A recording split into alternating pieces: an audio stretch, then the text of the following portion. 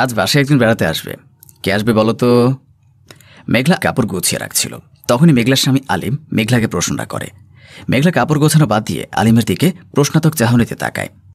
আলিম মিটমিট করে তাকিয়ে হাসছে মেঘলাকে চিন্তিত দেখে। মেঘলা ভ্রু কুঁচকে তাকিয়ে জিজ্ঞেস করে, কে আসবে বলো তো? কার কথা বলছো? আলিম বিছানা থেকে উঠে আসে, স্ত্রীকে পেছন থেকে জড়িয়ে ধরে ঘাড়ে থুতনি রেখে বলে, তোমার আইডিয়া আসছে না কে আসতে পারে? আসলে আবার তোমায় জিজ্ঞাসা করি? কে আসবে এত হেয়ালি না করে বললেই তো হয়। তাহলে সারপ্রাইজই থাকুক। এখন চটজলদি বাজারের ফর্দি করে দাও তো, কি আছে না আছে লিখে দাও, আমি বাজারটা সেরে আসি। মেঘলা আলিমের থেকে নিজেকে ছাড়িয়ে নিয়ে মুখে মুখে দাঁড়িয়ে কোমরে হাত দিয়ে জিজ্ঞাসা করে, আমার চিন্তায় না রাখলে কি তোমার পেটের ভাত হজম হয় না? আমার মিষ্টি বউটা এত রাখছে কেন? তুমি বলে দিলে তো মিটে যাই, এত রহস্যের কি আছে? আচ্ছা বলছি, আমার বেস্ট ফ্রেন্ড ফাহাদ আসবে, ওর জন্য টুকিটাকি বাজার তো করতে হবে তাই না? বাসায় তো সব নেই। যাও ফর্দিটা করে দাও তো, আমি কাপড় পাল্টে রেডি হয়ে আসি। আলিম ধাক্কা দিয়ে মেঘলাকে রান্নাঘরের দিকে পাঠিয়ে দিয়ে নিজে ওয়াশরুমে চলে যায়। মেঘলা ফাহাদের নাম শুনে এক প্রকার স্তব্ধ হয়ে আছে, তবু নিজের ভয়কে পাশ কাটিয়ে রান্নাঘরে গিয়ে সব দেখে নিয়ে কি লাগবে সেটা লিস্ট করে ফেলে। আলিম কাপড় পাল্টে ড্রেসিং রুমের সামনে দাঁড়িয়ে পারফিউম লাগাচ্ছিল। মেঘলা বাজারের ব্যাগ আর লিস্টের কাগজটা নিয়ে আলিমের পাশে গিয়ে দাঁড়িয়ে এগিয়ে দেয় আর বলে, এগুলো আনলেই চলবে, বেশি বাজার করার দরকার নেই। মানুষ আমরা কজন, মাসের শেষ দিক, এমনিতে হাতে টাকা পয়সা কম, দেখে শুনে বুঝে টাকা খরচ করিও। আলিম পারফিউম ড্রেসিং টেবিলের উপর রেখে বাজারের ব্যাগ আর লিস্টটা নিয়ে হাসি মুখে বলে, চিন্তা করো না, আল্লাহর রহমতে সব ম্যানেজ হয়ে যাবে, আমি আসি। আলিম চলে যায়। মেঘলা ক্লান্ত শরীরটা বিছানায় নিয়ে শুয়ে পড়ে, ভাবে একটু ঘুমিয়ে নেওয়া যাক। আলিম আসতে আসতে তবুও 1.5 ঘন্টা সময় লাগবে, কিন্তু শুয়ে চোখ বন্ধ করার সাথে সাথে মেঘলা চোখ মেলে তাকিয়ে বসে। ফাহাদকে সে বরাবরই ভয় পায়। আলিমের মেঘলার প্রেমের বিয়ে, দুজনেরই বাবা মা মেনে না নেওয়ায় দুজনেই পালিয়ে এসে বিয়ে করেছে। আলিমের ছোটখাটো চাকরিতে দুজনেরই আরামে সংসার চলে যায়, কিন্তু তাদের মাঝে ফাহাদ বেড়াতে আসবে কথাটা শুনেই তার ভয় লাগছে। আলিম, মেঘলা, ফাহাদ তিনজনই এক ভার্সিটিতে পড়ত, কিন্তু মেঘলা 2 বছরের জুনিয়র ছিল। আলিমের সূত্র ধরে ফাহাদের সাথে পরিচয় হয়েছিল। ফাহাদ যে কীরকম মেঘলা তা ভালো মতোই জানে না শুধু আলিম। নিজের সেরা বন্ধুকে অন্ধের মতো বিশ্বাস করে সে। মেঘলা ভয়ে সিটিয়ে যায়, না জানি তাদের বাসায় এসে ফাহাদ আবার কি করে। মেঘলার ঘুম উড়ে যায় ভয়ে। না, এভাবে বসে থাকলে শুধু ভয়ের পরিমাণই বাড়বে। মেঘলা বিছানা ছেড়ে উঠে দাঁড়ায়, রান্নাঘরে এসে রান্নার জন্য মশলাপাতি বেটে পেঁয়াজ মরিচ কেটে কুটে সব রেডি করে নেয়। এরপর যখন দেখলো আলিম আসছে না, সে পুরো বাসা ঝাড়ু দিয়ে ফেলে। এরপর সোফায় কুশন কাভার সব ঠিক করে ফাহাদ এসে যে রুমে থাকবে সে রুম গোছগাছ করে ফেলে। তার এই টুকিটাকি কাজের মাঝে আলিম বাসায় এসে পড়ে। কলিং বেল বাজতেই দরজা খুলে দেয়। দরজা খুলতে আলিমের সাথে ফাহাদকে দেখতে পায় মেঘলা। ফাহাদকে দেখে মেঘলার হাসি মুখটা মুহূর্তে চুপসে কালো মেঘে ছেয়ে যায়। এমন অবস্থা। আলিম মেঘলাকে পাথরের মতো দাঁড়িয়ে তাদের দিকে তাকিয়ে থাকতে দেখে মেঘলার মুখের সামনে চুটকি বাজিয়ে বলে, কি হলো তোমার, বাসায় ঢুকতে দেবে না নাকি? আলিমের কথায় মেঘলার হুঁশ ফেরে। সে চমকে উঠে দরজা থেকে সরে দাঁড়ায়। আলিম আগে বাসায় ঢোকে, তার পেছনে ফাহাদ ঢুকতে ঢুকতে বলে, ভাবি বোধ হয় আমায় দেখে চমকে গেছে আলিম, সেজন্য স্ট্যাচুর মতো দাঁড়িয়েছিল ভাবি। কি ভাবি, তাই তো? তা তো বটেই, চমকাবো না? বিয়ের সময় আপনাকে দেখিনি, অথচ আপনার বেস্ট ফ্রেন্ডের বিয়ে ছিল। আজ বিয়ের 7 মাস পর দেখতে পাবো, কল্পনা করতে পারেনি। কথাগুলো কিছুটা ঠাট্টা সুরে বলল মেঘলা। আলিম বাজারের ব্যাগ রাখতে রান্নাঘরের দিকে পা বাড়ালো। মেঘলা দরজার সিটকিনি লাগিয়ে দিয়ে পেছন ফিরতে ফাহাদকে একদম তার মুখোমুখি দেখতে পায়। মেঘলা খানিকটা চমকে ভয় দরজার সাথে হেলান দিয়ে দাঁড়ায়। ভয় পেলেও ভয় লুকিয়ে সাহসী গলায় বলে, সমস্যা কি আপনার? এভাবে সামনে এসে দাঁড়িয়েছেন কেন? সামনে আসা তো আজ নয়, তোমার বিয়ের আগে আসা লাগতো মেঘলা। আজ এসে তো করলাম ভুল। তুমি দেখে মাথা নষ্ট হয়ে গেল, তুমি আরো সুন্দরী হয়ে গেছো জানো। ফাহাদ লোলুপ দৃষ্টিতে মেঘলার দিকে তাকিয়ে কথাটা বলে। মেঘলা ঘৃণায় ফাহাদকে পাশ কাটিয়ে চলে যায়। আলিম তাদের এই অবস্থা দেখে কি আবার ভাববে তার ঠিক নেই, সেজন্য তাড়াহুড়ো করে রান্না করা চলে যায়। ফাহাদের ঠোঁটের কোণে শয়তানি হাসি প্রকাশ পায়। আলিম ব্যাগগুলো রেখে এসে ফাহাদকে দরজার সামনে দাঁড়িয়ে একা একা হাসতে দেখে সোফায় বসতে বসতে বলে, কিরে ওখানে দাঁড়িয়ে আছিস কেন? আয় এখানে বস। ফাহাদ গিয়ে আলিমের পাশে বসে পড়ে। আলিম বলে, একটু রেস্ট করে ফ্রেশ হয়ে নে, মেঘলা নাস্তা বানাচ্ছে, এরপর খেয়ে দুজনে বের হবনি। তুই যে কাজে আসছিস কাজটা তো করতে হবে। তা ঠিক বলেছিস, কিন্তু ফ্রেশ হবো কোন রুমে? চল রুম দেখিয়ে দেই। আলিম ফাহাদকে নিয়ে রুম দেখিয়ে দেয়। আলিম রুমে গিয়ে চোখ মুখে পানি দিয়ে মেঘলার হাতে হাতে কাজ এগিয়ে দিতে রান্নাঘরে যায়। মেঘলা আলিমকে দেখে হাসার চেষ্টা করে বলে, তুমি রান্নাঘরে কি করতে আসলে এখন এই গরমের মাঝে? বারে, আমার বউ গরমে দাঁড়িয়ে রান্না করতে পারলে আমি সাহায্য করে এগিয়ে দিতে আসতে পারবো না? মেঘলা হাসে আলিমের পাগলামি দেখে। স্বামী স্ত্রীর সম্পর্কগুলো এমন মিষ্টি হওয়া উচিত। মেঘলা কড়াই নুডলস ভাজতে ভাজতে আলিমকে বলে, ফাহাদ ভাইয়ের সাথে কাজের কথা কানে আসলো। কি কাজের কথা বলছিল তোমরা?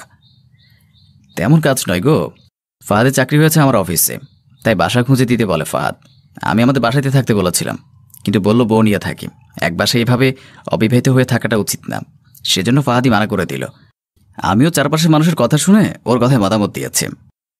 মেঘলা আলিমের কথায় স্বস্তির নিঃশ্বাস ফেলে, বিড়বিড় করে বলে, যাক, শয়তানটা প্রথম কোনো ভালো সিদ্ধান্ত নিয়েছে। আলিম মেঘলাকে বিড়বিড় করতে দেখে বলে, কিছু বললে? না, কিছু বলিনি। তুমি যাও, ফাহাদ ভাইকে নিয়ে বসো, আমি নাস্তাগুলো দেই। আলিম মেঘলার কথায় চলে যায়। ফাহাদকে ডেকে বসে ডাইনিং টেবিলে। ফাহাদ এসে বসতে মেঘলা ট্রেতে করে খাবার সাজিয়ে এনে টেবিলে সার্ভ করে দেয়। ফাহাদ আর চোখে বারবার মেঘলাকে দেখছে, যা দেখে মেঘলা যথেষ্ট বিরক্ত হয়। তবু দুদিনের ব্যাপার বুঝে চুপচাপ মুখ বুঝে বিষয়গুলো হজম করে। আলিমার ফাহাদ খেয়ে আলিমের কথা মতো ওরা দুজন বাসা খুঁজতে বের হয়ে যায়। মেঘলা সব গুছিয়ে রাতের খাবার বানাতে ব্যস্ত হয়ে পড়ে। প্রায় রাতের 8টা বাজে। আলিমের ফাহাদ বাসায় ফিরে। বাসায় ঢুকে আলিম হেলে তুলে বিছানায় গিয়ে শুয়ে পড়ে, ঘুমে বুধ হয়ে যায়। আলিমের এই অবস্থা দেখে মেঘলা চিন্তায় পড়ে যায়। ভালো মানুষ গিয়ে ঘুমে এমন বুধ হয়ে আসলো কেন? আলিমকে ঠিকমতো শুইয়ে দিয়ে মেঘলা ডাইনিং রুমে এসে ফাহাদকে রাতের জন্য খাবার দেয়। টেবিলে খাবার সার্ভ করে ফাহাদকে ডাক দেয়। ফাহাদ এসে চেয়ার টেনে বসে শব্দ করে হাসে। মেঘলা একপাশে চুপ করে দাঁড়িয়ে আছে। ফাহাদ প্লেটে হাত ধুয়ে ভাত তুলে নিতে নিতে বলল, আজ তোমার স্বামীকে কেউ খুন করে রেখে গেলেও তার টের পাবে না, জানো? আজ যদি তোমার আমার বাসর হয়, কেমন হবে বিষয়টা? বাসরের পর আলিম যদি এটা শুনে যে তারপর তার বন্ধুকে একা পেয়ে কাছে রেগেছে, তাকে ঘুমে বেহুশ দেখে, তার থেকে সে পুরো সুখ পায় না ফিজিক্যালি, বিষয়টা কেমন হবে বলো তো জান? মেঘলার পায়ের তলা থেকে যেন মাটিটা সরে যায় ফাহাদের মুখে এমন কথা শুনে। ভয় চুপসে যায় মেঘলা। ফাহাদ যে মোটেও মজা করছে না এটা মেঘলা ভালো করে জানে, কারণ ভার্সিটি লাইফে আলিমের আগে ফাহাদই তাকে পছন্দ করেছিল। কিন্তু ফাহাদকে রিজেক্ট করে আলিমকে পছন্দ করায় ভালোবাসায় ফাহাদ প্রায় আলিমের আড়ালে তাকে বিরক্ত করত। একদিন তো রাতের বেলা বাসায় ফেরার সময় একা পেয়ে রাস্তায় তাকে বাজেভাবে ছোঁয়ার চেষ্টাও করেছিল। সেদিন মেঘলার বাবা মেয়েকে এগিয়ে নিতে রাস্তায় বেরোনোর জন্য মেঘলা বেঁচে গিয়েছিল। সে থেকে মেঘলা ফাহাদকে সহ্য করতে পারে না, কিন্তু আলিমকে কখনো কিছু জানাতে পারেনি। তাদের মাঝে বন্ধুত্ব খাড়ো। মেঘলা চাইতো না তাদের মধ্যে ফাটল পড়ুক, কিন্তু আজকে তো ফাহাদকে দেখে ভয়ঙ্কর লাগছেই তার। ফাহাদ মেঘলার মুখে কয়েক ফোঁটা পানি ছিটিয়ে দেয়। তাতে মেঘলা চমকে ওঠে, অতীতের স্মৃতিচারণ থেকে বের হয়ে আসে। ফাহাদের দিকে তাকাতেই বলে, কোথায় হারিয়েছিলে? অতীতের স্মৃতিচারণে বুঝি? সেদিনের আধরা কাজ আজ পূরণ করে দেবে তো জান? আপনি আমার স্বামীর সাথে কি করেছেন বলুন তো? বলেন কি করেছেন? তেমন কিছু করিনি। দুজনেই সফট ড্রিঙ্কস খেতে খেতে বাসায় ফিরছিলাম। কিনেছিলাম আমি, তোমার স্বামীর কলাশাই আমি খুলে তাকে দিয়েছিলাম। তাতে মিশিয়ে দিয়েছিলাম 2টো হাই পাওয়ারের ঘুমের ঔষধ। প্ল্যান করে এসেছি জান, আজ রাত আগামীকাল দিন বেহুশ হয়ে ঘুমাবে তোমার স্বামী, টেনে তুললে উঠবে না। আর এই 2 দিন তোমার সাথে পুরো রোমান্স করবো আমি, আর মুখ খুললে দোষ হবে তোমার। বলবো তুমি আমাকে ইনসিস্ট করাচ্ছ। আমি এসেছি দেখে নাস্তার মাঝে তার খাবারে ঘুমের ওষুধ মিশিয়ে দিয়েছিলে। তোমার নজর আমাদের 2 বন্ধুর উপরে ছিল, সে ভার্সিটি লাইফ থেকে। দুজনকে তো বিয়ে করা যায় না, তাই সাময়িক সময়ের জন্য আমাকে কাছে পেয়ে বাধ্য করাচ্ছ। তুমি ওর জীবনে এসেছো 2.5 বছর, আমি এসেছি 9 বছর। আমাদের বন্ধুত্বের শক্তি আলাদা, ঠিকই বিশ্বাস করে নেবে। খেয়ে ওঠে রোমান্স করবো জান, রেডি হয়ে যাও কেমন? মেঘলার ঘৃণায় রাগে তার শরীর রিরি করে ওঠে। ফাহাদ খাওয়ায় ব্যস্ত, খেয়াল করেনি। মেঘলা ড্রয়িং রুম থেকে ফুলদানিটা তুলে এনে ফাহাদের মাথার পেছনে জোরে বাড়ি দেয়। ফাহাদ আচমকা এমন আঘাত পাওয়ায় তাল সামলাতে না পেরে মুখ থুবড়ে টেবিলে পড়ে যায়। মেঘলা ডিনার সেটের প্লেট দিয়ে পরপর আঘাত দেওয়া জায়গায় আরও বাড়ি দেয়। ফাহাদ মুহূর্তে সেন্সলেস হয়ে যায়। মেঘলা ফাহাদকে টেনে হিচড়ে ফাহাদের জন্য ঠিক করা রুমে নিয়ে ফাহাদকে লক করে দেয়। এরপর রুমে গিয়ে দরজা লক করে ওয়াশরুম থেকে মগ ভর্তি পানি এনে আলিমের মুখে ঠেলে দেয়। নিজের ইজ্জত বাঁচানোর তৎপরতায় মেঘলা কি করছে না কি করছে তার হুঁশ নেই তার, শুধু জানে ফাহাদের হাত থেকে তার বাঁচতে হবে। আলিমের চোখে মুখে এত পানি পড়ায় সে ধরফরিয়ে উঠে বসে। মেঘলাকে হাঁফাতে দেখে বলে, কি হয়েছে তোমার? আমারই বা কি হয়েছিল? আমি ঘুমালাম কখন? মেঘলা হাঁফাতে হাঁফাতে উত্তর দেয়, যা বলবো বলো, বিশ্বাস করবে? আমায় অবিশ্বাস করবে না, ওয়াদা দাও। আলিম উঠে এসে মেঘলার হাত ধরে। ঘুমে তার মাথা ঘুরছে, সে তবুও নিজেকে ধাতস্থ করে বলে, ভরসা করি তোমায়, আমি জানি তুমি আমি মিথ্যে বলবে না। মেঘলা আলিমের ভরসা পেয়ে ফাহাদের বিষয়ে সব বলে। সব শুনে আলিম ভেতর থেকে যেন ভেঙে যায়। ধপ করে বিছানায় বসে পড়ে। তার কানকে সে বিশ্বাস করতে পারে না। মেঘলা আলিমের হাঁটুর কাছে বসে নিজের ফোনে রেকর্ড করা কথাগুলো আলিমকে শোনায়। সব শুনে আলিমের মাথায় ঘুরছে যেন। সে মেঘলার হাত ধরে বলে, সকাল হতে দাও, আমি পুলিশের সাহায্য নেব। আপাতত ফাহাদ যেভাবে পড়ে আছে থাকুক সে ঘরে। আমরা কিছু করতে গেলে আবার আক্রমণ না করে বসে। আমার সব কিছু বিশ্বাস করতে কষ্ট হচ্ছে মেঘলা, আমাদের এত বছরের বন্ধুত্ব। আলিম একটু ইমোশনাল হয়ে পড়ে। মেঘলা আলিমকে সামলাতে কাঁধে হাত রেখে আশ্বস্ত করে, এমন বন্ধু কারোর কপালে না জুটুক।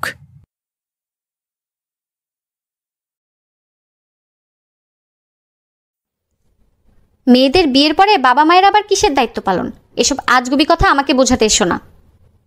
প্রত্যেক মাসে নীলা তার বেতন পাওয়ার পরে মা বাবার জন্য অর্ধেক টাকা পাঠায়, আজকেও পাঠিয়েছে। এতেই নীলাকে উদ্দেশ্য করে তার শাশুড়ি রাজিয়া বেগম কথাটা বললেন। নীলার এই টাকা পাঠানোটা শ্বশুর শাশুড়ি একদমই পছন্দ করেন না, বিভিন্ন বাহানায় এগুলো নিয়ে তাকে কথা শোনায়। নীলার বাপ মা ফকির, তাই বিয়ের পরও মেয়ের কাছ থেকে টাকা হাত পেতে নেয়। প্রথম প্রথম কানে না নিলেও এখন বিষয়টা খুব লাগে। নীলা তার শাশুড়িকে অনেক বুঝিয়েছে যে সে তাদের বড় সন্তান, তারা নীলাকে অনেক কষ্ট করে মানুষ করেছে। নীলার স্বামী যেমন তাদের দেখাশোনা করেন, ঠিক তেমনি নীলারও একই দায়িত্ব, বাবা মাকে দেখা। একটা প্রাইভেট ব্যাংকে চাকরি করে নীলা। ছোটবেলা থেকে পড়াশোনায় ভালো রেজাল্ট করত, তাই দিনমজুর বাবা অনেক কষ্ট করে পড়াশোনা করিয়েছেন। নীলাকে নিয়ে তার বাবার অনেক স্বপ্ন ছিল। বাবার এই অক্লান্ত কষ্ট করে তাকে পড়ানো দেখে নীলা নিজেকে নিজে প্রতিজ্ঞা করেছিল একদিন অনেক ভালো অবস্থানে পৌঁছে বৃদ্ধ বয়সে তাদের দেখাশোনা করবে, যাতে তার দিনমজুর বাবার আফসোস না হয়। তার বাবা মায়ের আর কোনো সন্তান নেই, ওনারা নীলাকে মানুষ করার জন্য আর কোনো সন্তান নেননি। নীলার বাবা এখন আর কোনো কাজ করতে পারে না, রোগাক্রান্ত শরীর নিয়ে কোনো রকমে চলাফেরা করেন। এরপর নীলা চাকরি ধরে বাবাকে আর কোনো কষ্ট করতে দেয়নি। নীলা বিয়ের আগেই মিনহাজকে বলে রেখেছিল তার পারিবারিক অবস্থার কথা, বলেছিল যে তার পরিবারের হাল নীলাকেই ধরে রাখতে হবে। মিনহাজের কোনো আপত্তি না থাকায় বিয়ের জন্য মত প্রকাশ করে। তারপর পারিবারিকভাবে তাদের বিয়ে হয়। কিন্তু বিয়ের 1 বছর না হতেই বাপের বাড়ি খরচ চালানো নিয়ে কথা শোনাতে শুরু করে নীলার শ্বশুর শাশুড়ি।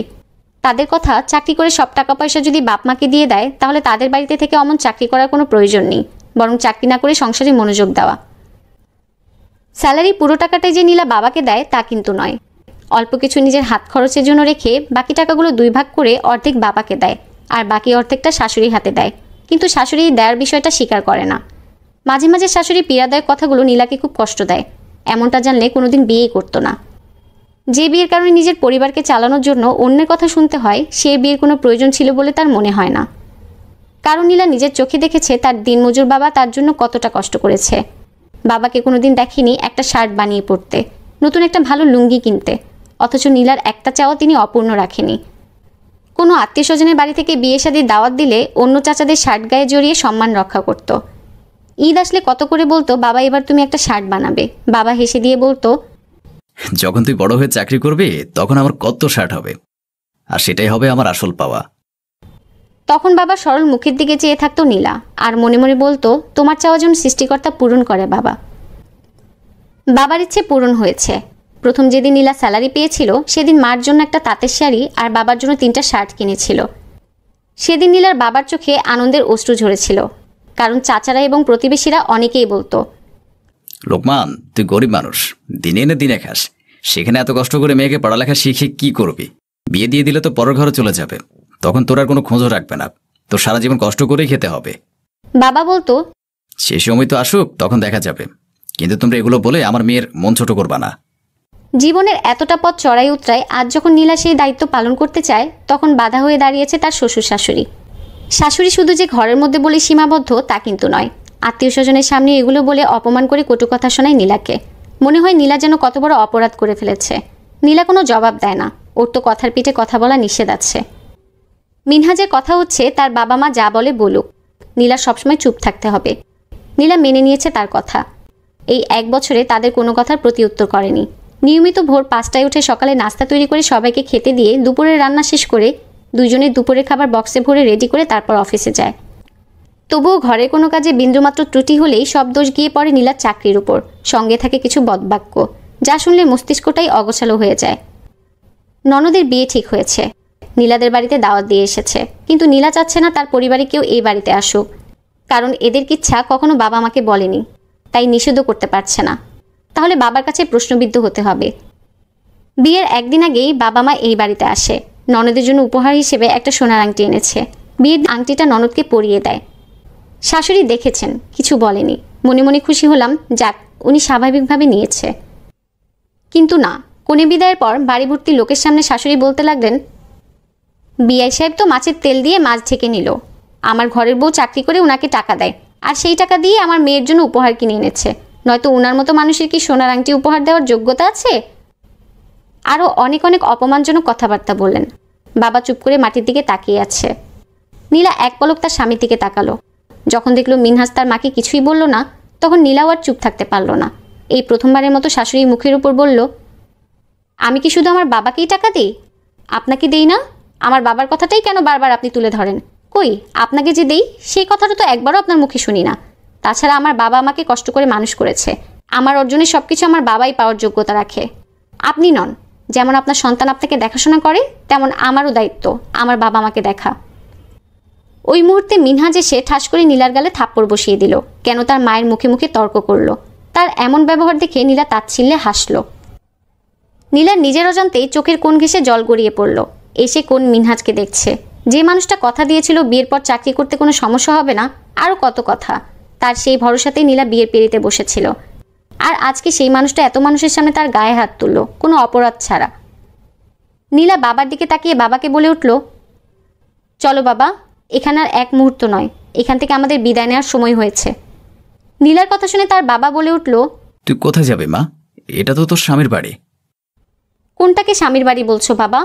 যেখানে শত চেষ্টা করেও তাদের মনে জায়গা করে নিতে পারিনি, সেই স্বামীর বাড়ির কথা বলছো? এমন স্বামীর বাড়ির চেয়ে আমার বাবার কুড়িঘর অনেক ভালো, অনেক শান্তির। চলো বাবা। চলে আসার আগে মিনহাজের মুখোমুখি কিছু কথা বলল নীলা। তুমি আজ যেটা করলে সেটার জন্য তুমি অনুতপ্ত হবে কিনা জানি না, তবে আজ কিছু কথা বলে যেতে চাই। বিয়ের পর থেকে আমার সাথে খারাপ ব্যবহার করে আসছে তোমার মা, যেগুলো তোমাকে কখনো বলিনি আমি, কিন্তু আজ না বলে পারলাম না। আর আমার বেতনের পুরো টাকাটা আমার বাবাকে দেই না, টাকাটা 2 ভাগ করে তোমার মাকে অর্ধেক দেই আর বাবাকে অর্ধেকটা দেই। এগুলোও তোমার কাছে আমি বলিনি।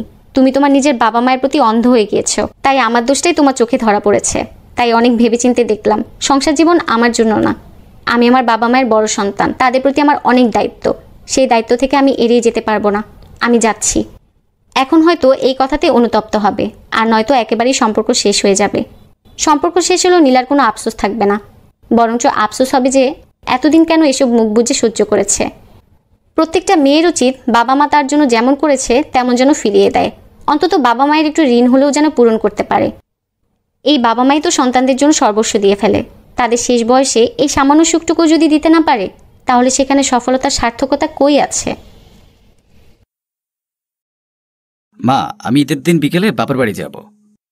পরশুদিন ঈদ, আর তুমি আজকে এই কথা বলছো? জানো না ঈদের দিন বিকেলে ডলি আসবে? তুমি কিভাবে বাপের বাড়ি যাবা? ওদের মেহমানদারি করবে কে? হ্যাঁ, ডলিরা চলে গেলে তারপর যেও। মা, আমার বড় আপা ঈদের দিন বিকেলে আসবে, তার পরের দিন চলে যাবে। জানো তো, ওর সাথে কত বছর দেখাও হয় না। এবার না গেলে আবার না জানি কত বছর পর দেখা হয়। আর ডলিরা 2 দিন পর আসলেই তো হয়, তখন আমি এই বাড়ি চলে আসবো। ডলিরা কেন 2 দিন পর আসতে যাবে? ঈদের দিন আমার মেয়েকে আমার দেখতে মন চায় না? ওরা প্রতিবারের মতো ঈদের দিন বিকেলে আসবে। হ্যাঁ মা, বিয়ের পর থেকে তো তেমনই দেখছি, কিন্তু আমার মাও তো মা, সেও তো আমাকে ঈদের 15-20 দিন পর ছাড়া দেখতেই পায় না। তোমার মায়ের কথা ছাড়ো, মেয়েকে শ্বশুরবাড়ি পাঠানোর সময় কি কি দিয়েছিল তা জানি। মেয়েকে ভালোবাসলে ওভাবে পাঠাতে পারতো না। আর আমার মেয়েকে আমি কত কিছু দিয়ে পাঠিয়েছি, তারা তো আমার মেয়ের আদর যত্ন বেশি করবেই। মা, কথায় কথায় এই একই খোঁটা দেন কেন? আমার মা বাবা দিতে চেয়েছে, আপনার ছেলে আনেনি, সেই দোষ কেন বারবার আমার ঘাড়ে ওঠান? বারণ করলে দেবে না? আজকালকার ছেলেরা বারণ তো করবেই। আমার জামাতা রাজীব কতই নিষেধ করলো, তবুও দিলাম, কিন্তু সেও তো কত খুশি। সে বাড়িতে আমার মেয়ের যত্ন তো কত বেশি। তোমা আস্তে আস্তে বলল, ও, এই জন্য আমাকে বাদির মতো খাটান, আর ছেলে এলে দোষের পোয়ারা বইয়ে দেন। কি বললা তুমি? কিছু না, কিন্তু এবছর ওরা 2 দিন পর আসুক মা, তারপর দরকার হলে 1 মাস থাকুক।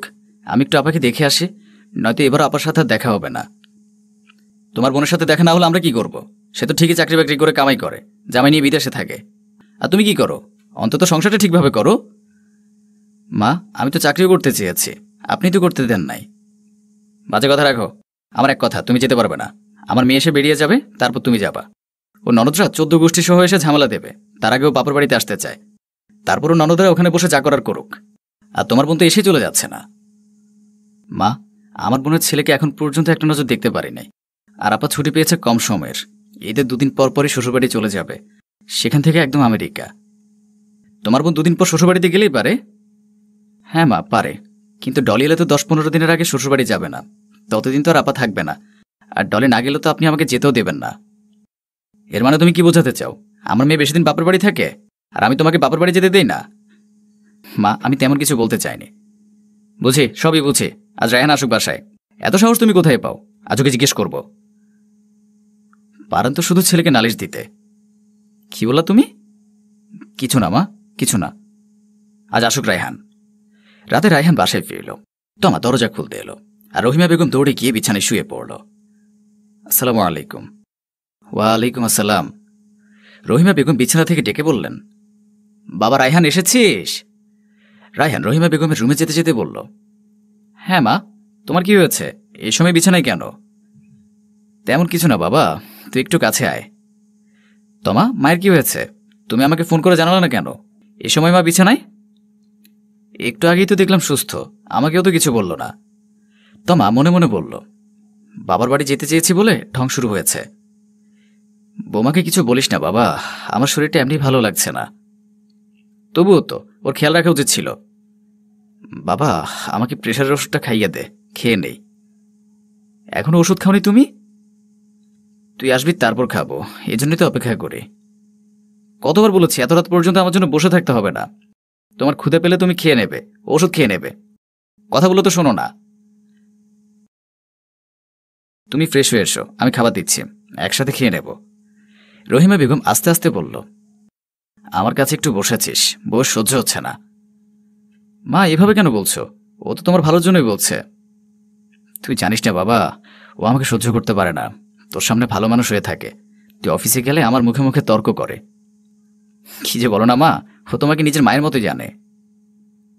আজ তো আমার মুখে মুখেও তর্ক করেছে, বলে ডলি নাকি এ বাড়িতে বেশি দিন থাকে, তাতে ওর কষ্ট হয়।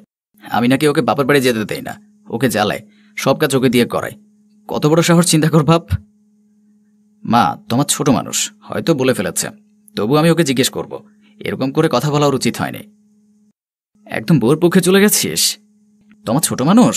ও ছোট, ওর বাবা মা তো ঠিকই বিয়ে দিয়েছে, এখন মেনে বুঝে শুনেই তো চলতে হবে। আমরা তো শাশুড়ির দিকে তাকানোর পর্যন্ত সাহস পাইনি, আর আজকালকার বউয়েরা মুখে মুখে তর্ক করে। মা, আমি একটু পর এসে শুনছি, একটু ফ্রেশ হয়ে আসি, বাইরে থেকে এসেছি তো, অনেক ক্লান্ত লাগছে। মায়ের কথা শোনারও সময় নেই। আচ্ছা যা। মা, এসেছে থেকে এতক্ষণ তো তোমার কথাই শুনলাম। যাই হোক, আমি ফ্রেশ হয়ে আসছি। রায়হান ফ্রেশ হয়ে খাবার টেবিলে এলো। রহিমা বেগমও এসে বসাচ্ছেন। তমা খাবার বেড়ে দিচ্ছে। তোর বউ তো ঈদের দিন বিকেলে তোর শ্বশুরবাড়িতে যেতে চায়। ঈদের দিন আবার বাপের বাড়ি যাওয়া কিসের? ঈদের পরের দিন যাবা? কেমন কথা বলছিস রায়হান? তোর বোন আসবে ঈদের দিন বিকেলে, বউ পরের দিন ওকে রেখে কিভাবে যাবে? আমি কি তেমন কাজকর্ম করতে পারি?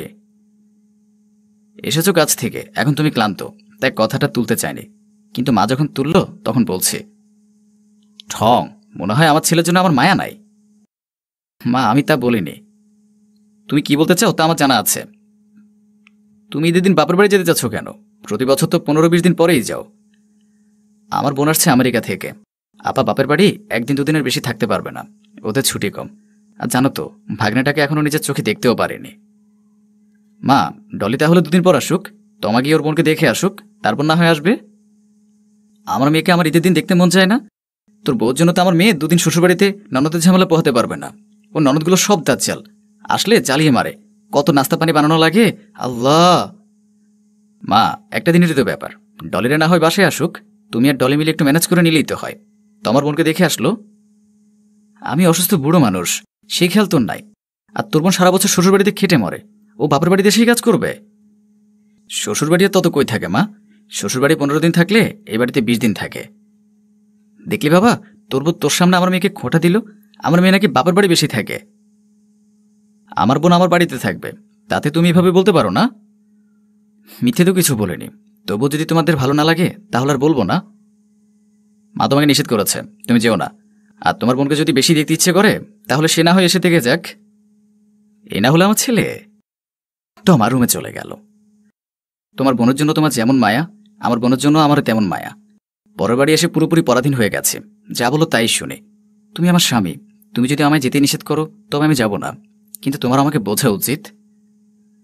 মা বুড়ো মানুষ, অসুস্থ মানুষ, তার মনে কি করে কষ্ট দেয় বলো? তুমি একটু কষ্ট করো।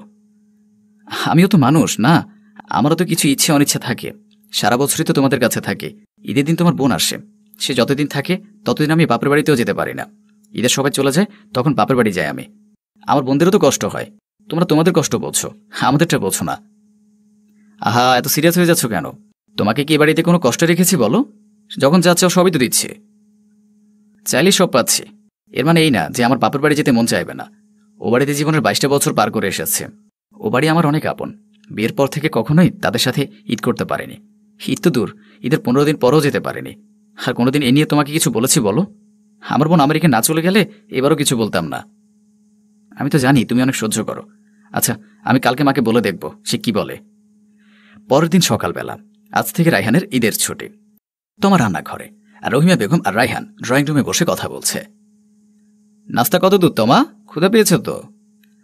এই তো চেষ্টা চলছে, ঈদের কাজ গোছাচ্ছি, এই জন্য দেরি হচ্ছে। মা, তোমাকে এক রাতের জন্য ওর বাপের বাড়ি থেকে আসুক। বউ রাতে ফুসলে ফেলেছে? আহারে আমার ছেলে বউয়ের কথাই চলবে, এটা আমি কখনোই ভাবি নাই। আহ মা, তুমি বুঝতে পারছো না কেন? ও এক বাড়ির মেয়ে, ওরও পরিবার আছে। ডলি আমার যত আপন, ওদের পরিবারও তো ততই আপন। বিয়ের পর থেকে ও তো আর কোনোদিন ঈদ বাপের বাড়িতে করতে যেতে পারে নাই। ঈদের 15 দিন 1 মাস পর বাড়ি যায়। আর ডলি তো প্রতি বছর ঈদে চলে আসে। ও না হয় এবার একটু পর আসলো। আমার মেয়ের সাথে তোর বউয়ের তুলনা? আমার ডলি কত লক্ষ্মী মেয়ে, কত আদরে লালন করেছে, সে মেয়ে আমার ঈদের দিন আসবে না? তোমাও তো তাদের আদরের মেয়ে মা। যা যা, তুই তোর বউয়ের সাথে আজ শ্বশুরবাড়ি চলে যা। আমি একা ঈদ করব, আমার কোনো খেয়াল তো তোর নাই। আহা, আজ যদি তোর বাবা বেঁচে থাকতো তাহলে তুই এমন করতে পারতি না, বিধবা মায়ের সাথে এত। রহিমা বেগম কাঁদছেন। থাক মা, যাবে না তোমার বউ, তোমার কাঁদতে হবে না। কিন্তু তুমি ওর সাথে অবিচার করছো, সেটা মনে রেখো। অবিচার আমিও করছি তোমার কথা শুনে। এর মধ্যে ঢলি বাসায় ঢুকল। মা, কি হয়েছে মা, কি হয়েছে? মা, নাকিতে বল, কি হয়েছে? ভাইয়া, তোমার ভগ্নিপতি আমাকে বাসা থেকে বের করে দিয়েছে। আমার সোনার টুকরো মেয়েকে বাসা থেকে বের করে দিল? ওর এত বড় সাহস! কি করেছিস যে ও বাসা থেকে বের করে দিল? আমি যতটুকু জানি রাজীব অনেক ঠান্ডা মেজাজের ছেলে। তুমি এখন ওর পক্ষ করো ভাইয়া? আমি এবছর বাবার বাড়িতে ঈদ করতে চেয়েছি, ও রাজি হয়নি। ওর বোনরা আসবে তাই। ওর বোনদের ওই ঝামেলা আমি করতে পারবো না, এ নিয়ে তর্ক হয়েছে। ও রেগে বলেছে বাবার বাড়ি যাও। আমি রাগ করে চলে এসেছি। আমার মেয়ে কি কাজের মানুষ? ওদের এত বড় সাহস! ওরা ওদের মেয়েকে করে খাওয়াবে, আমার মেয়েকে কেন বাপের বাড়ি আসতে দিবে না? ভাইয়া, আমি এবার এ বাড়িতে ঈদ করব, আমি ও বাড়িতে যাব না। থাকুক ওদের বোনদের নিয়ে। তোমা, তুমি রেডি হও। কেন? তুমি এবার তোমার বাপের বাড়িতে ঈদ করবা, তোমার মা বাবা ভাই বোনদের সাথে। আমার বাড়ির বউ আরেক বাড়িতে ঈদ করবে কেন? আমি এসেছি এখন, ভাবি কেন বাপের বাড়ি যাবে? আমি কয়দিন খাবো, ঘুমাবো। মা তো কাজ করতে পারে না, ঘরের কাজ কে করবে? আমার বউ তো কারো দাসী নয়। তুই তো ননদরা আসলে সহ্য করতে পারিস না, আমার বউ কেন তোকে সহ্য করবে? তুই ঈদেও শ্বশুরবাড়িতে করতে চাস না, আর ওকে এই বাড়িতে ঈদের পরেও 15 দিন আটকে রাখিস। রায়হান, তুমি থামো মা, আমাকে বলতে দাও। অনেক কষ্ট দিয়েছ তুমি, তোমাদের কথা মতে চলেছি এতদিন। মায়ের মনে কষ্ট দিতে চাইনি, কিন্তু তোমরা সহ্যের সীমা ছাড়িয়ে যাচ্ছ। মাথা ঠান্ডা করো। তুমি থামো। আর ডলি, তোর ননদের জন্য তোর কাজ করতে কষ্ট হয়, তারা আসলে বাপের বাড়িতে আসিস, কিন্তু তোমার তো কখনো যায় না। ও তো তোকে সহ্য করে, তবুও তোমাকে তোরা ভালোবাসিস না, কিন্তু কেন? আর মা, তুমিও, তোমার মেয়ে বাপের বাড়ি আসতে চাইলে ভালো, আর বউরা বাপের বাড়ি গেলেই দোষ। ও তো কারো মেয়ে, তাই না? শোন ডলি, তুই যদি এখন শ্বশুরবাড়িতে না যাস তাহলে তোমাকে আমি নিজে গিয়ে ওদের বাড়িতে দিয়ে আসবো।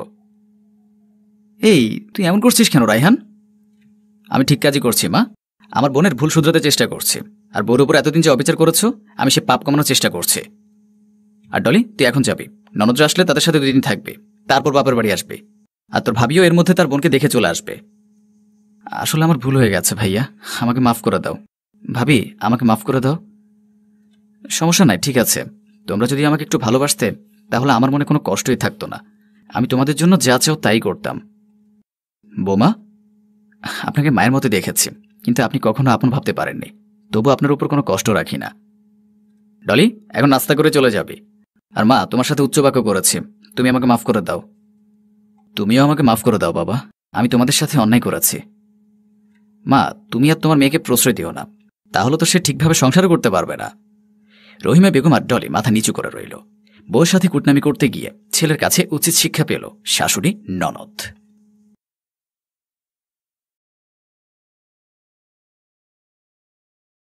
আরে ময়না, তুমি এত সাত সকালে?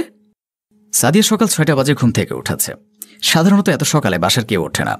সাদিয়া এই বাসার বউ হয়ে আসার পর থেকে তাকেই সকালে উঠে বাসার সব কাজ শেষ করতে হয়। সবার জন্য সকালের নাস্তা বানাতে হয়। বাড়ির ছেলের বউ বলে কথা, আর সকাল সকাল না উঠলে শাশুড়ির কটু কথা শোনা থেকে তার রেহাই পাওয়া মুশকিল। সাদিয়া বাসার সব কাজ সবেমাত্র শেষ করে রান্নাঘরের দিকে পা বাড়ায় সকালের নাস্তা বানানোর জন্য। এমন সময় বাসার কলিং বেল বাজার শব্দ শুনে সাদিয়া মনে মনে বলতে লাগলো, এত সকালে আবার কে আসলো? সাদিয়া বাসার মূল দরজা গিয়ে খুলে দেয়। দরজা খুলতে ময়না হন হন করে হেঁটে জেসমিনের রুমের দিকে এগিয়ে যাচ্ছে। ময়না এই বাসার বড় মেয়ে, সাদিয়ার বড় ননদ। এত সকালে ময়নাকে দেখে সাদিয়া প্রশ্নটা করে, কিন্তু ময়না সাদিয়ার কথার উত্তর দেয় না। সে নিজের রুমের দিকে পা বাড়ায়। ময়না রুমে গিয়ে ছোট বোনের পাশে শুয়ে ঠুকরে কেঁদে ওঠে। ময়নার বিয়ের আগে 2 বোন একসাথে এই রুমেই থাকত। ময়নার ছোট বোন জেসমিন কারোর কান্নার আওয়াজ শুনে তার ঘুম ভাঙে। ঘুম থেকে উঠে বড় আপুকে দেখে জেসমিন বিস্মিত হয়। সাদিয়া ময়নার সাড়া না পেয়ে রান্নাঘরের দিকে এগিয়ে গেল সবার জন্য সকালের নাস্তা বানাতে। ঘুম থেকে উঠে সবাই ফ্রেশ হয়ে নাস্তার টেবিলে এসে উপস্থিত হয়েছে। জেসমিন, যা তো, ময়নাকে ডেকে আন, সবাই মিলে একসাথে নাস্তা করব। জেসমিন মায়ের এক কথায় বোনকে ডাকতে গেল, কারণ সে জানে তার মা রাহিমা একটু বদমেজাজি মহিলা, যা বলে তা বলা মাত্র করতে হয়। সেজন্য সে তার বোনকে ডাকতে গেল, কিন্তু ময়না আসলো না। সে এসে চেয়ারে বসতে বসতে বলে, আপু আসলো না। সাদিয়া, নাস্তাটা রুমে দিয়ে আসো। সাদিয়া শাশুড়ির কথা মতো ময়নার রুমে খাবারটা দিতে চায়। সাদিয়া নাস্তার প্লেট হাতে ময়নার কাছে যেতেই সে দেখল ময়না বালিশে হেলান দিয়ে দিয়ে কি যেন ভাবছে, আর তার চোখ দিয়ে পানি বেয়ে বেয়ে পড়ছে। সাদিয়া গিয়ে ময়নাকে ডাকতেই সে তাড়াতাড়ি করে চোখের পানি মুছতে লাগে। ময়না সাদিয়ার দিকে তাকায়, কিছু বলে না। সাদিয়া ময়নার দিকে নাস্তার প্লেটটা এগিয়ে দিয়ে বলে, তোমার জন্য সকালের নাস্তা এনেছি, খেয়ে নাও। বলে নাস্তার প্লেটটা খাটের পাশে ছোট টেবিলের উপর রেখে চলে যায়। সবাই নাস্তা শেষ করে একে একে সবাই উঠে চলে যাচ্ছে, যে যার মতো কাজে চলে যাবে। ওয়াহাব অফিসে চলে যায়, জেসমিন তার কলেজে। কিন্তু রাহিমা বেগম বসে বসে কিছু একটা ভাবছে। এটা খেয়াল করলো সাদিয়া। সে শাশুড়িকে কিছু জিজ্ঞেস না করে থালা বাসনগুলো রান্নাঘরের দিকে নিয়ে যায় পরিষ্কার করার জন্য। আর এদিকে রহিমা বেগম মেয়ের এমন হুট করে এত সকালে চলে আসা দেখে চিন্তিত। রহিমা বেগম উঠে মেয়ের রুমের দিকে এগিয়ে যায়। গিয়ে দেখে ময়না নাস্তা খায়নি। উনি মেয়েকে জিজ্ঞাসা করেন, কি হয়েছে তোর? কিন্তু ময়না উত্তর দেয় না, সে মাথা নিচু করে থাকে। এটা দেখে রহিমা বেগম এবার একটু রাগী গলায় বলেন, কি হয়েছে বলবি? এবার ময়না কান্না করতে করতে বলে, আমার শ্বশুরবাড়ির লোকজন আমাকে বাড়ি থেকে তাড়িয়ে দিয়েছে, তোমাদের জামাই আমায় ডিভোর্স দিয়েছে। সাদিয়া ময়নার রুমের দিকে আসছিল ময়নাকে দিয়ে যাওয়া নাস্তার প্লেটটা ধুবে বলে নিয়ে যেতে। এরপর সে দুপুরে রান্নার ব্যবস্থা করবে। কিন্তু সে দরজায় আসা মাত্র ময়নার কান্নার সুরে ডিভোর্সের কথাটা শুনতে পায়। সাদিয়া রুমে ঢুকে এমন একটা ভাব করল যেন সে কিছুই শোনেনি। সাদিয়ার এমন হুট করে চলে আসায় রাহিমা বেগম কিছুটা বিরক্তিকর সুরে বলেন, কারো রুমে ঢুকলে বলে ঢুকতে হয়, ভুলে গেছ? রাহিমা বেগম শুরু থেকে ছেলের বউয়ের সাথে খারাপ আচরণ করে। সাথে বড় মেয়ে ময়নাও মায়ের মতো ভাবির সাথে বাজে ব্যবহার করত। কিন্তু সাদিয়ার ছোট ননদ, সে আলাদা, মা আর বড় বোনের মতো না। তাই সে ভাবির কাছে ননদ নয়, সে যেন তার বোন। রাতে সবাই খাবার টেবিলে খেতে বসেছে। এমন সময় রাহিমা বেগম বলেন, তোর ডিভোর্স হয়েছে? ওরা ডিভোর্স করে পাঠিয়ে দিয়েছে? জেসমিন বড় বোন ময়নার দিকে তাকিয়ে বলে, আপু, তোর ডিভোর্স হয়েছে? সকালে কাউকে কিছু বললি না যে? কথা বলা শেষ হতে রাহিমা বেগম জেসমিনকে ধমক দেয়। জেসমিনও ধমক খেয়ে চুপ হয়ে যায়। ওয়াহাব বোনের ডিভোর্সের কথাটা মায়ের মুখ থেকে শুনেই যেন নীরব হয়ে যায়। পরের দিন সকালবেলা সাদিয়া সবার জন্য নাস্তা রেডি করে। এর মধ্যে সবাই নাস্তার টেবিলে এসে হাজির হয়েছে। এমন সময় সাদিয়া ময়নাকে উদ্দেশ্য করে বলে, ময়না, নাস্তা করা শেষ হলে আমার সাথে প্লেটগুলো পরিষ্কার করতে এসো। এখন থেকে বাড়িতে যখন থাকবে তখন বসে না থেকে ঘরের কাজগুলো করো। সাদিয়ার মুখে এমন কথা শুনে রাহিমা বেগম অবাক হয়ে গেল, কারণ আগে কখনো এমন কথা বলেনি সাদিয়া। আর এখন বলার কারণ, সাদিয়া এই বাড়ির বউ হয়ে আসার পরে তাকে সব কাজ করতে হয়। সাদিয়া রাহিমা বেগমের কাছে ছেলের বউ না, যেন কাজের মেয়ে। আর ময়নাও তার সাথে মাকে অনুকরণ করে তেমন আচরণ করত।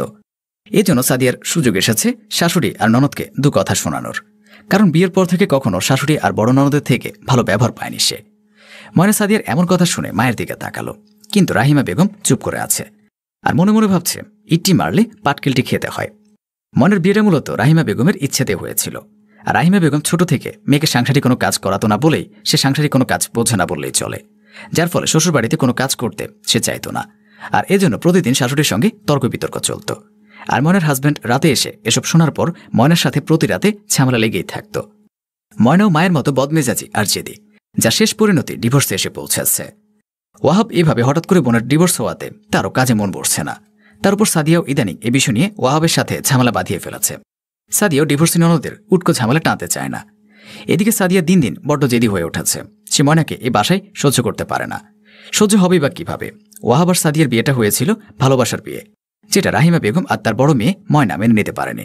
আর তখন থেকে শুরু হয় সাদিয়ার উপর দুর্ব্যবহার আর নিষ্ঠুর আচরণ। এগুলো কি করে ভুলে যাবে সাদিয়া? তাই তার সংসারে উটকো ঝামেলা না থাকুক, সেটা সে চায় না। ময়না ভাবির কাছ থেকে এমন আচরণ আর এমন কথা শুনে চোখের কোণ বেয়ে পানি ঝরে ঝরে পড়ে। ভাবির সাথে পুরনো দুর্ব্যবহারগুলোর কথা মনে পড়ে যায় ময়নার। মনে মনে বলে, আমার সাথে এমনই হওয়া উচিত, এটাই আমার পাপের শাস্তি। এদিকে রাহিমা বেগম ছেলের বউয়ের এমন ব্যবহারে তিনি খানিকটা চিন্তিত। পরের বাড়ির মেয়ে বলে তাকেও তো কম অত্যাচার করেনি তিনি, কিন্তু তবুও মেয়েটা এত কিছু সহ্য করে এই সংসারে পড়ে আছে এখনও। জেসমিন ছোট বলে তার কোনো কথা তেমনভাবে গুরুত্ব দেওয়া হতো না, কিন্তু আজ জেসমিন সাহস করে মায়ের রুমে গেল। তার মা রাহিমা বেগম ছোট মেয়েকে দেখে নরম গলায় বলল, এখানে আয়, আমার পাশে বস। জেসমিন মায়ের এমন নরম ব্যবহারে চমকে যায়। সে মায়ের পাশে বসে ইতস্তত বোধ করে। রহিমা বেগম মেয়েকে উসখুস করে দেখে বলেন, কিছু বলবি? না, মানে হ্যাঁ, একটু কথা ছিল। এত হ্যানা করার কি হয়েছে? মা তো আমি বল। মা দেখো, তুমি ভাইয়া ভাবিকে ভালোবেসে বিয়ে করেছে বলে তুমি ভাবিকে পছন্দ করো না, আর প্রথম দিকে সে সাংসারিক কোনো কাজ জানতো না বলে এতদিন ভাবির সাথে যে আচরণ করেছো, যে ব্যবহার করে এসেছো, ঠিক একই কারণে আজ বড় আপুর এই পরিণতি। তুমি যদি আপুকে একটু শাসন করতে আর সাংসারিক কাজ শেখাতে, তাহলে হয়তো সে শ্বশুরবাড়িতে এমন অবস্থায় পড়তো না আর বদমেজাজি হতো না। হ্যাঁ, সেটা আমি এখন ক্ষণে ক্ষণে উপলব্ধি করতে পারছি। আপুকে একটু বোঝাও, আপুর এই অবস্থা সহ্য করতে পারছি না, কষ্ট হয়। কথাটা বলে জেসমিন মায়ের ঘর থেকে বেরিয়ে যায়। রহিমা বেগম ছোট মেয়ের কাছ থেকে এমন কথা শোনার পর একটু চিন্তিত হয়ে পড়েন। মনে মনে ভাবেন কথাটা সত্যি। তিনি মেয়ে আর ছেলের বউয়ের মধ্যে যদি পার্থক্য না খুঁজতেন আর নিজের মেয়েকেও শাসন আর সাংসারিক করে তুলত, তাহলে হয়তো মেয়ে এভাবে ডিভোর্সি হয়ে ফিরে আসতো না। তার অতিরিক্ত ভালোবাসা আর আহ্লাদের কারণে মেয়েকে বদমেজাজি করে তুলেছে। পরদিন সকালে রহিমা বেগম সকাল সকাল উঠে রান্নাঘরের দিকে এগিয়ে যেতে থাকেন। রহিমা বেগম রান্নাঘরের দিকে যেতেই দেখতে পান সাদিয়া নাস্তা বানাতে ব্যস্ত। রহিমা বেগম সাদিয়ার কাছে গিয়ে কান্না করতে করতে সাদিয়াকে বলেন, বৌমা, আমি এতদিন ভুল করেছি, তোমার সাথে অনেক অন্যায় করেছি, আমাকে মাফ করে দাও বলে আরো বেশি করে কান্নায় ভেঙে পড়েন। সাদিয়া তার শাশুড়ি মাকে এমন কান্না করতে দেখে শাশুড়ির কথার উত্তরে বলে, মা, আপনি কেন ক্ষমা চাইছেন? আর আপনি তো আমার মায়ের মতোই, আমার আপনার প্রতি কোনো অভিযোগ নেই। আপনি আপনার ভুল বুঝতে পেরেছেন, এতে আমি খুশি। আমি মন থেকে সত্যি অনুতপ্ত সাদিয়া। সাদিয়া খুশিতে শাশুড়ি মাকে জড়িয়ে ধরে। সাদিয়ার কথা শেষ হওয়া মাত্রই রাহিমা বেগম বলেন, বৌমা, তুমি যাও নাস্তার টেবিলে, আজকে নাস্তা আমি বানাবো। আমি হাতে হাতে একটু সাহায্য করি মা। আচ্ছা বেশ, তবে করো। নাস্তার টেবিলে বসে ওয়াহাব নাস্তা মুখে দিতেই বলে, আজ নাস্তার স্বাদ ভিন্ন লাগছে। সাদিয়া রেঁধেছে বলে মনে হয় না? আজ মা রান্না করেছে। ওয়াহাব আর জেসমিন সাদিয়ার থেকে শুনে অনেকটা খুশি হয়ে যায়। ময়নাও মনে কিছুটা শান্তি পায়। সে মাথা নিচু করে বলে, ভাবি, আমি আমার ব্যবহারের জন্য অত্যন্ত দুঃখিত। প্লিজ তুমি আমায় মাফ করে দাও। আমি সব ভুলে গেছি ময়না, এসব নিয়ে ভেবো না, নাস্তা করো। ময়না শান্তি পায়, আনন্দে চোখ দিয়ে অশ্রু গড়িয়ে পড়ে। ওয়াহাব পরিবারের শান্তি ফিরে আসায় নিজেও খুশি মনে নাস্তা করে। তার পরিবারের শান্তিটা বজায় থাকুক এভাবেই।